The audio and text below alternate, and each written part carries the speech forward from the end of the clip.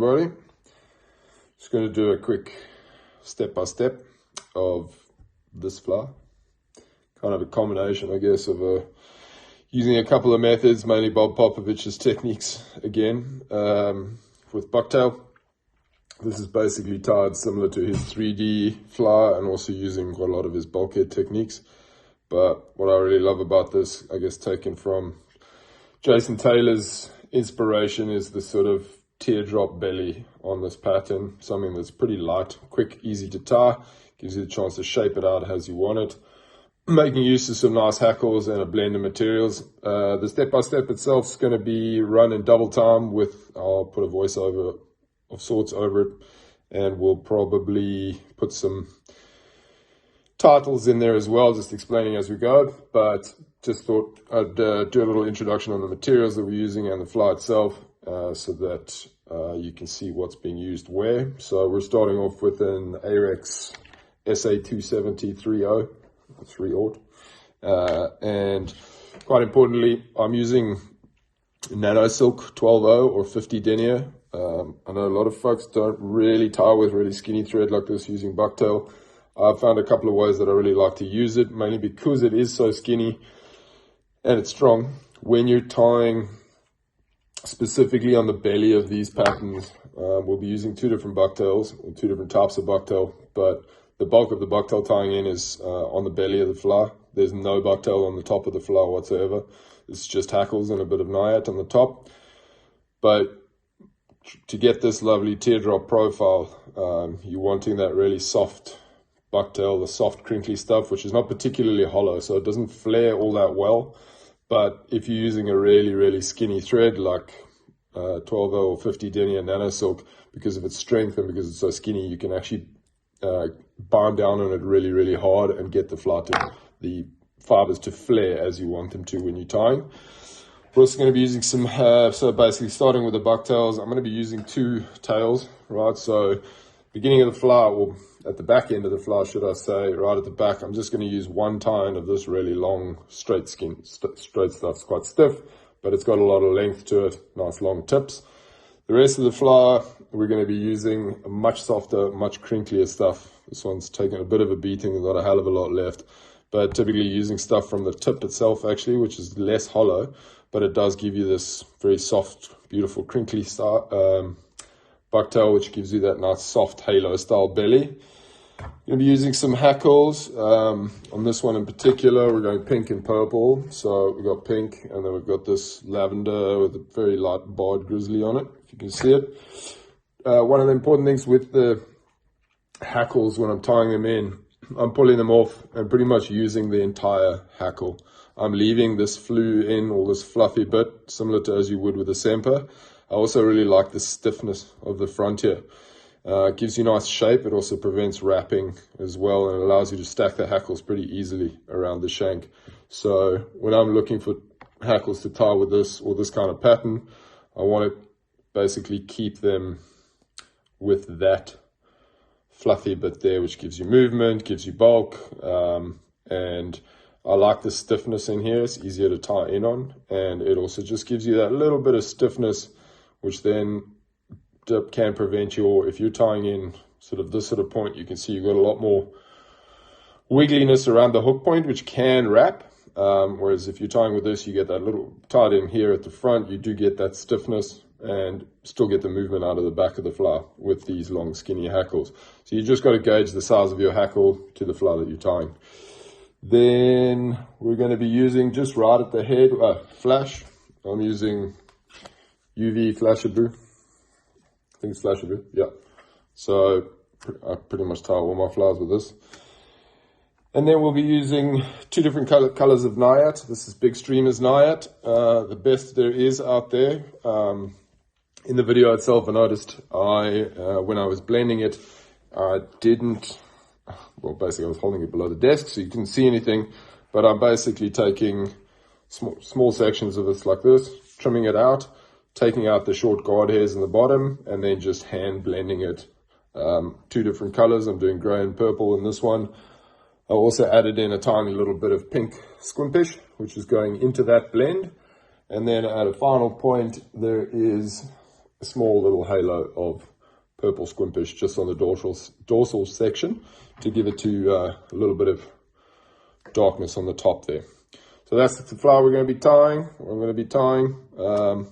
It is in high speed, so, well, double speed should I say, just to try not drag the thing out for 10 minutes. Or it is going to be 10 minutes, apologies, but not drag it out for 25 minutes.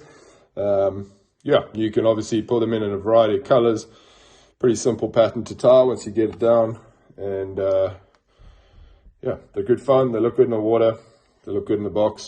And they're a lot of fun. Hope you enjoy. I'm going to have a beer. And let's get it done. Right, let's get this going. Hook in the vise, Arex SA270. Got the thread wrapped on. We're tying with Nano Silk 50 denier. And just lay down a thread base, just prepping the bucktail. We're starting off with the longer, straighter, skinnier bucktail that was shown in the video before. Nice and long and straight.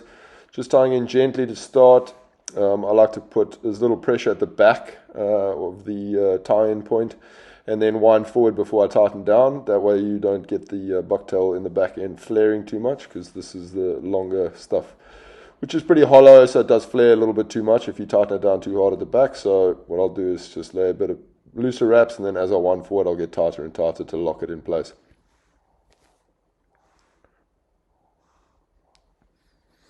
Starting off with the hackles, we're going 5 of these in total. So starting off with the pink, as you can see I've left the flues on and the stiffer base sections, and I'm basically tying kind of 360 degrees around the shank, not all the way around, obviously not underneath, but basically those two first ones have gone in on the bottom quarter of the shank on each side. These two will go on the so-called shoulders, top quarters, and then the 5th one will go right on the top. I'm pretty much just tying these in fairly loose, so I can move them around, get them all into place once all 5 of them are actually in place before I go bind down everything as tight as I can.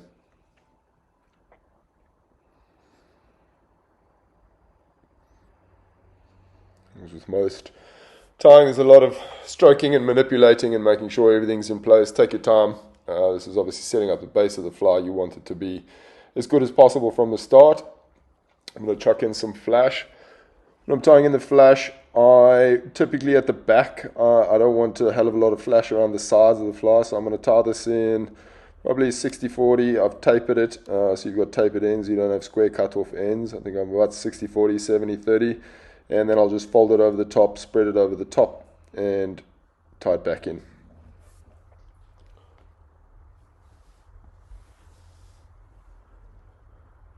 First bucktail tie-in, so we're tying in, well, sorry, no, not bucktail. I'm chucking in a little bit of this turquoise naiad because I just love the look of that stuff. It makes colors pop nicely. I'm just tying in a pretty sparse bunch on the top. I'm not reverse tying in, I'm just tying it in as you can see and then clipping it off. I just like the way that turquoise color looks in the water. A lot of the target species or baitfish species that we're imitating have got a little bit of blue in their tail section, so it shows up nicely. Next point is going to be the first belly tie-in on the bucktail. You can see I'm tapering the tips, sorry, the butts of that bucktail. It's the soft hollow stuff, or soft squishy stuff, not so hollow. This piece is probably the longest of them that I'm going to tie in, so I haven't actually trimmed the bucktail. I've just trimmed it off the skin and not cut it any shorter. As you can see, I'm only tying on the bottom section of the shank, using that 50 denier nano silk to tie it down nice and tight. And I'm going to fold it back and bullet tie it in.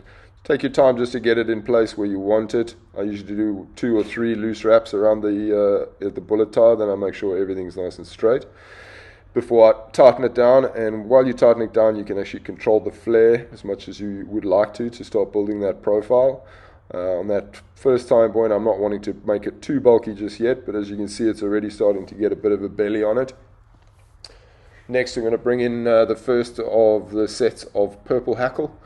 So I'm going just on the top with these, so that'll be 3 hackles, 1 on each shoulder, essentially, and then the third one on the top. I kind of like to try and make sure that I've got the longest, so the 2 that are going on the shoulders will be a matching pair, and then what I want to do is make sure that last one that I'm putting on top there is going to be the longest of them, so it'll stretch back just a little further. Whether it counts or not, I don't know. I just do like having the middle one being slightly longer. we're going to go with another, wind your thread forward, we're going to put in another belly tie. So we're only putting in on the belly here. Again, tying reverse bulkhead style. I will taper the butts again. I probably would have clipped this piece of bucktail a little bit shorter than the previous one, and I'm going to let the butts stick a little bit further back than I did with the previous tie, and I'll sort of continue that trend as I move forward to build up a little bit more bulk as you get towards the front of the fly. Again, bullet style, nice and quick, pretty easy to control. Just take your time getting it into place before you bind it down nice and tight and lock everything in place.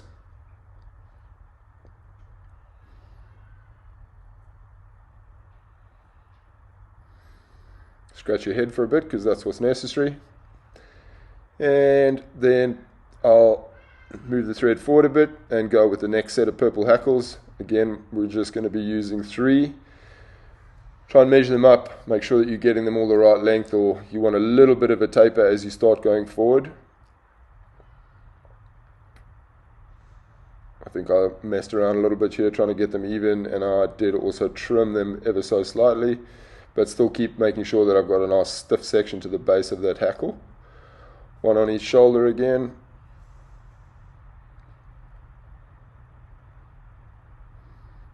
I think I might actually only have tied in 2 at this point instead of 3. Might have been the bear, but no, there's the third one on top. No, I think I only ended up with 2 in the middle there, but is what it is, 2 or 3. It still looks good in the end. Make sure it's even on either side. I'm going to add in my second set of flash now. So at this point I like to have the flash running down the sides of the fly instead of over the top like I did at the back. Again, tapered, and I hacked around a little bit here because it kept slipping out of my hands. So yeah, either which way. But again with the UV flashaboo, and I'm just going to have it running down the sides. Tips are tapered, so we get a nice tapered look to the flash as well. I'm going to go in with another section of the soft belly bucktail, or soft bucktail on the belly, again using nice crinkly stuff. I'm going probably a little bit shorter again on this section. I would have trimmed it from trimmed it off the skin, and probably trimmed off half a centimeter or a centimeter depending on how long it was. And as you'll see, I've probably made the butts now sticking even further back, just to create more bulk as we tie in towards the front and to create that teardrop belly that we're looking for.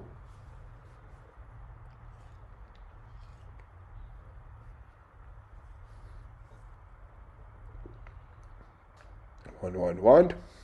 I like to pull even everything out, flip it back over again, use your thumbnail or whatever to get it nice and even. Bullet tie again. Whack it in nice and tight. You can obviously treat all of these points with super glue as you go forward, because it would make for a tougher fly. The advantage here is with bullet ties, they are inherently very tough because you're doubling them over twice, but it probably would have been a good idea to chuck a bit of super glue in between on all the hackle tying points.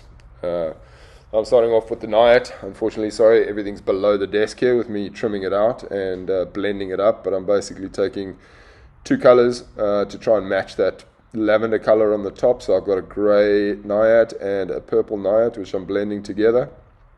Great thing about naiads, you can sort of reverse it and turn it around and mix it up together. It blends really nicely. It's fairly uniform in thickness, so you can use both ends quite nicely.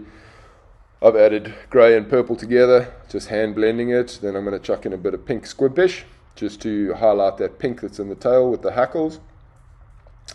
And I'll blend those 2 together by hand, and then I will run it through it, or run a dog brush through it, just to try and get that together nice and even. Yeah, naiad is definitely less is more, so use less than you think you need, because it does bulk up pretty quickly. It is because it is so inherently soft as well. It fills out nicely in the water, so you really don't need a lot.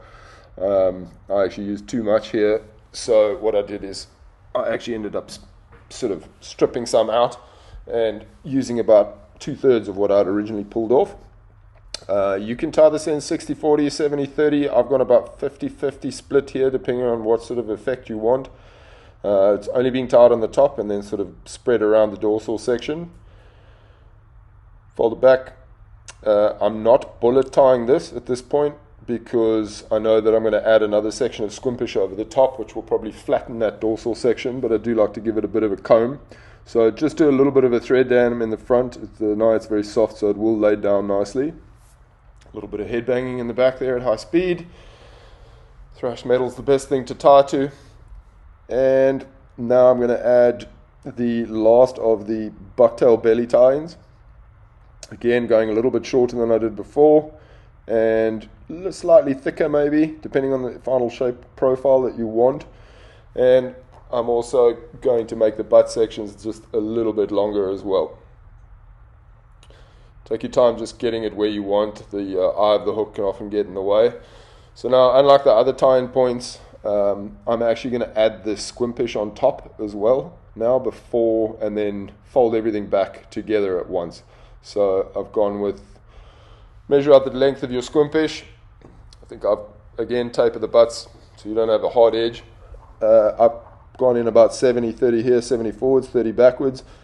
You can vary that depending on what you want to do. You can go 50-50, you can go 80-20, whatever you want. And then just take a little time, get that as even as you can. Get a push tool. Mine is a 3006 casing. Use your push tool, push it all back. And now instead of bullet tying, you're going to sort of traditional thread dam. You're going to pull your thread through, start wrapping in front. Another advantage of the nano silk here being so skinny, you don't build up a head really quickly, so you can take your time. You can put a couple of wraps in there, lock everything where you want. You'll notice I'm doing a lot of squeezing, pinching, pushing, just to get the fibers sitting where I want them. I wrap, unwrap, wrap, unwrap. So I get it where, kind of how I want it to be. Pull, push, squeeze, pull, push, squeeze, stroke. It's the more you tie with bucktail and these kind of things, the more you realize it's definitely needed. So I'm just making sure I've got the shape kind of where I want it, and whip finish. 2 whip finishes I see. And I noticed that there was a little bit of the squimpish butt ends were kind of sticking up a little bit. I didn't really like that. I probably should have made them either quite a lot shorter or quite a lot longer.